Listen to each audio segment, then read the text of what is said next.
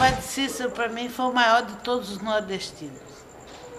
Eu creio que nenhum homem nesse Nordeste pensou tanto e tentou as problemáticas desde a seca. Em 1915, ele escrevendo para o presidente da Sociedade Nacional de Agricultura, ele já pede silos e recomendação para se plantar e fazer produção em larga escala de alimentos, para que o nordestino não enfrente nunca mais a fome. Era um homem que organizou, assinava as principais revistas de agricultura do mundo para aprender como resolver a problemática daqui e tinha uma consciência muito séria do poder que ele manipulava. Tanto ele tinha uma humildade de pedir a Deus os seus sonhos, como ele tinha uma força interior de pedir às autoridades a solução dos seus sonhos. Era um homem que tinha muita fé na sua religião. Um homem que acreditou no milagre do Juazeiro, até morrer. E que viveu uma ambiguidade da sua vida eternamente, que foi o que ele expõe numa carta, quando ele diz que ele desejava beijar os pés do Dom Joaquim como sinal de humildade e que gostaria de fazer tudo o que o Dom Joaquim mandasse, mas que ele não ia negar o milagre, porque antes da consciência, antes da obediência, ele tem uma consciência. E pela consciência ele acredita no milagre do Juazeiro. É um homem que diz isso ao seu bispo, com toda a humildade do mundo. É um homem que, até morrer, fez adoração diante dos panos sujos de sangue. Ele morreu acreditando que aquilo era o sangue de Cristo.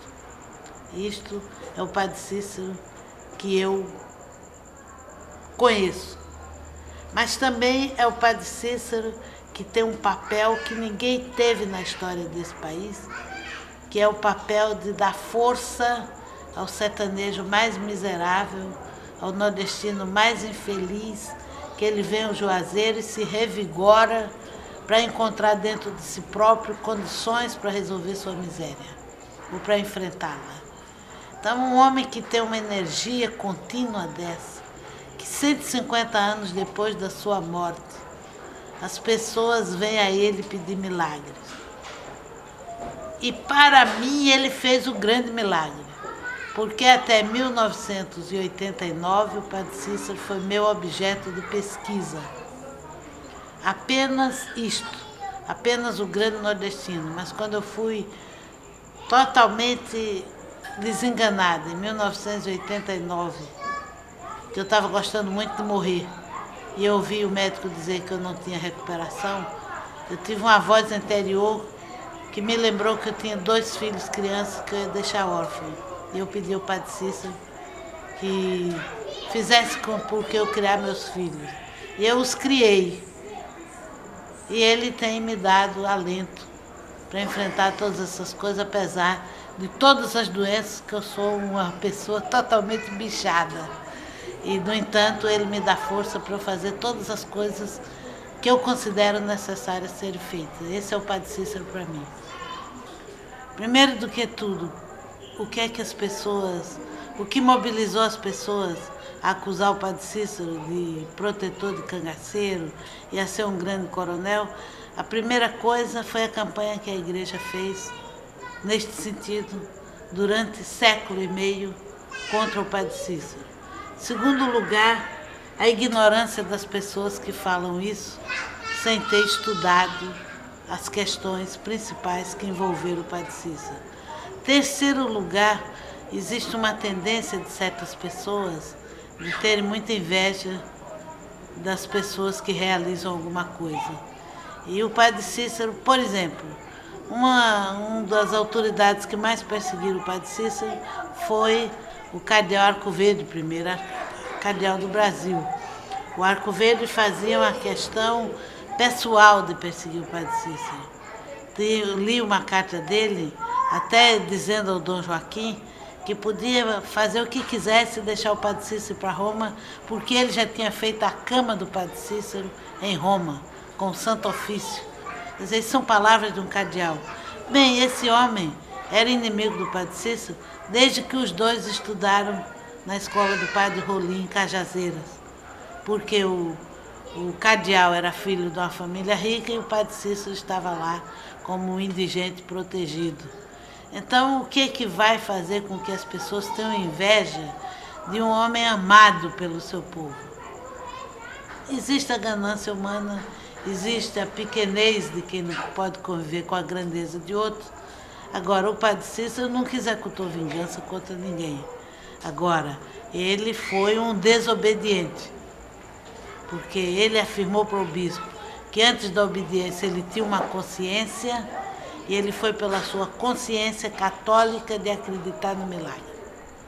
O que a senhora me diz a respeito daquele famoso bilhete que entregaram ao Lampião em nome de Padre Cícero? Quem, na verdade, mandou ou forjou aquele bilhete? Nem foi forjado, foi mandado. O tio de Antônio Renato, o seu José Casimiro, teve o pai dele, o velho Casimiro, avô do Antônio Renato.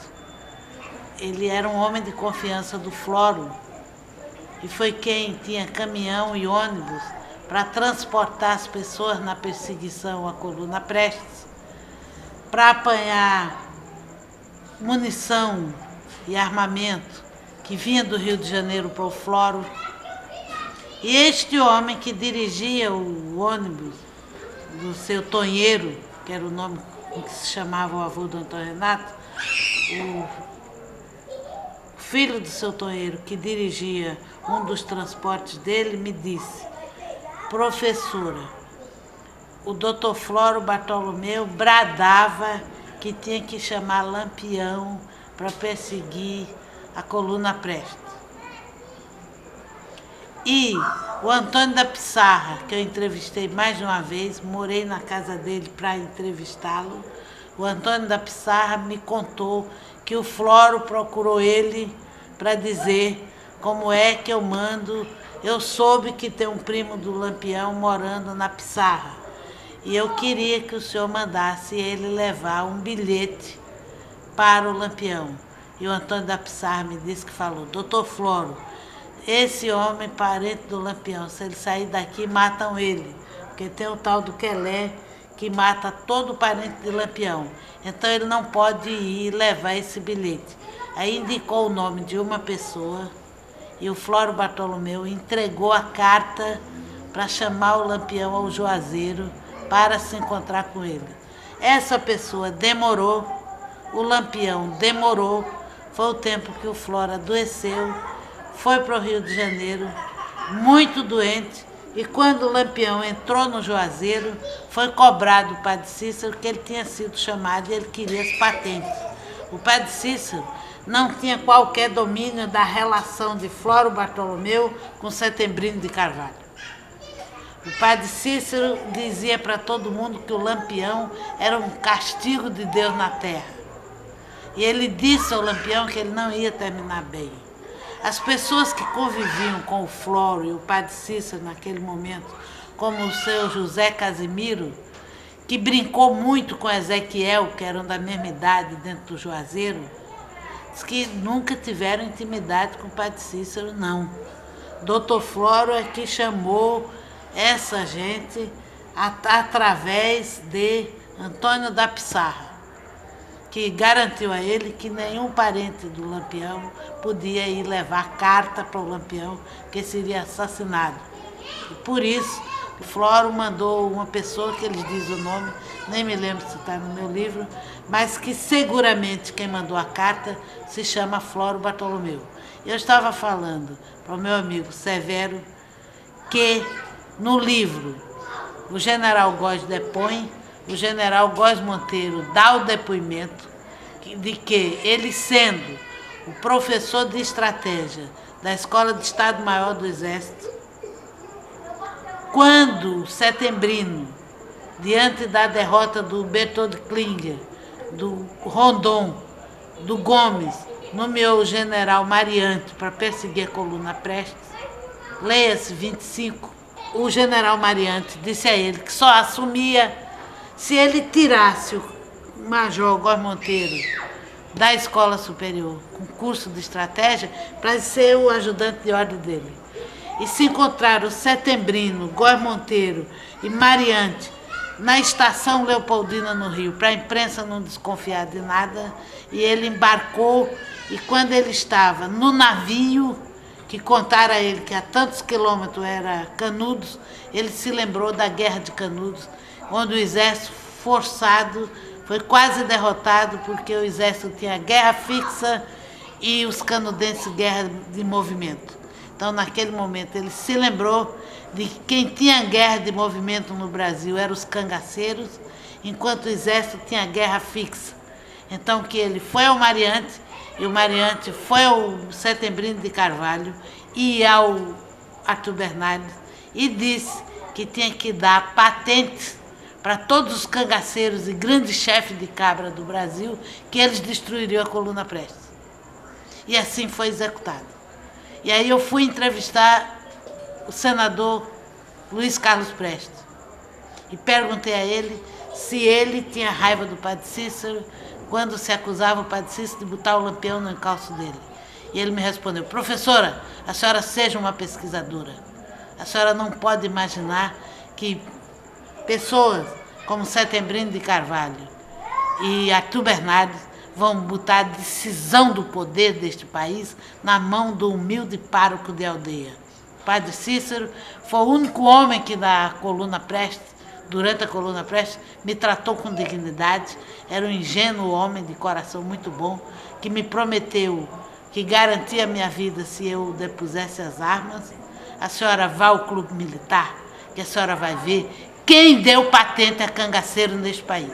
E eu fui ao clube militar. Eu cheguei no clube militar, estavam os discursos registrados em ata, onde os velhos generais denunciando o Setembrino e o Arthur Bernardes, que a revista do clube militar tinha virado uma revista carcerária, que só tinha bandido recebendo patente, que isso era desmoralização das Forças Armadas Brasileiras, que isso não podia ser continuado. E tem o célebre discurso do coronel Breiner, que não deixou fechar a sessão do clube militar, e quando raiava o dia, ele foi para a janela gritar o astro-rei, que iluminava a terra, que iluminasse o Setembrino e o Arthur Bernardes, para parar de dar patente aos bandidos desse país, que isso não ficava bem para as autoridades do país, está nomeando e dando patente a todos os bandidos do país. Aí você vai ter quem deu patente. Segundo o seu José Casimiro, que estava com Floro no momento, e o Pissarra, que chamou a pessoa que levou, foi o Floro quem escreveu o bilhete e assinou, chamando Lampião para se apresentar no Juazeiro. Por acaso, alguma vez, o Prestes, ele comentou alguma vez com a senhora sobre essa chamada de Lampião? O que ele acha que Lampião podia ter feito ou não? Não, o que podia ter feito não. Ele só me disse o seguinte: no diário da coluna Prestes, que é escrito por Lourenço Moreira Lima e se chama Coluna Prestes, eu mandei publicar a carta que o padre Cícero me enviou. Eu estou no meio da caatinga quando chega que o padre Cícero chamava o Positivo, ele também chamou o Positivo, com uma carta do padre Cícero. Aquilo me emocionou, porque foi o primeiro homem que me tratou com dignidade e não me tratou como um bicho. Quem foi o Lampião para mim? Uma pessoa muito inteligente, muito corajosa, que botou tudo que ele tinha a serviço do mal. Uma pessoa que abandonou o trabalho para viver de matar para roubar. Uma pessoa que, por ambição de conviver com os grandes, como ele chamava, se hospedava na casa de um governador, que o irmão do Eronildes me disse isso pessoalmente, em Aracaju, que o Lampião ia com a Maria Bonita tomar o café da manhã na fazenda de Antônio Cacheiro, se encontrando com Eronilde, E um homem que era tão terror, que tratava a vida da pobreza do Nordeste com escárnio, que criou torturas inomináveis. Eu tenho lido muito sobre o Nordeste. Eu comecei a ler aos 4 anos de idade, estou com 68 anos, 64 anos de leituras ininterruptas. E eu nunca tinha visto nenhuma cena de desrespeito à masculinidade. Ele expôs a dignidade masculina e estuprou muita gente com a quadrilha dele, castrou jovens. Era um homem que tinha tanto poder sobre os pequenos que ele chega numa casa com fome, a viúva não tinha nada, só tinha um filho de 14 anos, e ele pega esse garoto, prende os testículos numa gaveta, passa a chave, bota uma faca em cima da mesa com uma pedra, e amola e bota lá, amanha os gritos, e o rapaz só tinha, e ele bota fogo na casa. Ele comanda a tortura. E o rapaz ou se castrava, e eu entrevistei esse rapaz no interior de Sergipe, já muito velho e muito destruído. Eu não considero humano um ser que usa violência contra uma viúva pobre e miserável e castra o seu filho na frente dela, com o requinte de obrigar o rapaz a se castrar, que andava com Zé Baiano, ferrando mulheres. Isso não é gente. É um ser humano que perdeu todo o contato humano apenas para ter poder de andar com os grandes. E eu sou especialista em beato. Antônio Conselheiro, antes de entrar em Canudos, construiu a igreja de Crisópolis. Está lá hoje escrito, na fachada da igreja ele deixou escrito: pequeno não existe e grande só Deus. Isto para mim é a dignidade sertaneja. Pequeno não existe e grande só Deus. Lampião, eu perguntei ao irmão de Aeronildes, como era Lampião na frente de vocês? Era uma moça. Aquele mesmo Lampião que ferrava as mulheres, que estuprava, que sangrava as pessoas, é uma moça perto dos poderosos. Teve um trabalho de 16 a 38, 22 anos, onde a classe dominante do Nordeste teve um monopólio de proteção a ele e o monopólio de fornecimento de arma e munição, vendendo pelo preço que queria. E eu botei no meu livro. Eu estudei a história de um vereador comunista do Rio de Janeiro, Otávio Brandão, que ele faz o levantamento, na época do Lampião, o que o Distrito Federal gastava com saúde e educação em um ano era menos do que o que os cangaceiros roubavam dentro dos sertanejos, só com as cartas de resgate. As pessoas que ele sequestrava, Zé Baiano exigia tanto, Sabino exigia tanto, fulano exigia tanto.